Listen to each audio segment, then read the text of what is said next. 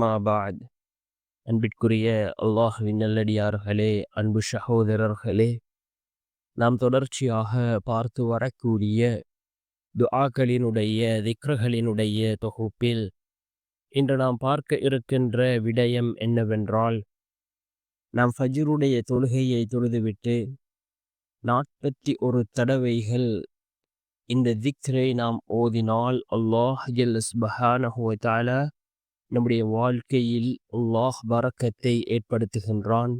அது எப்படிப்பட்ட பரக்கத் என்றால், அல்லாஹினுடைய எல்லா உதவிகளும் நம்மை வந்தடையும். அதே போன்று பிறரிடம் கையேந்தக்கூடிய சூழ்நிலைகளை விட்டும் அல்லாஹ் நம்மை பாதுகாப்பான்.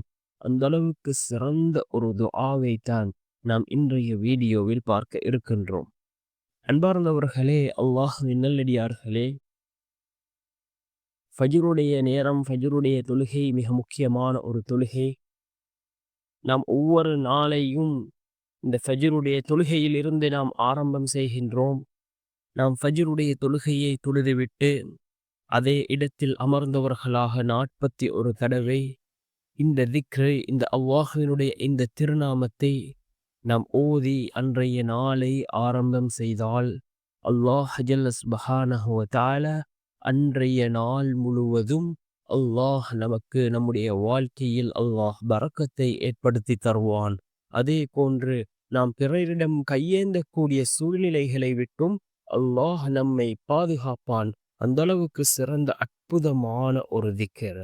அல்லாஹ் ஜல்ல சுப்ஹானஹு வ தஆலாவுக்கு 99 அழகிய திருநாமங்கள் இருக்கின்றது.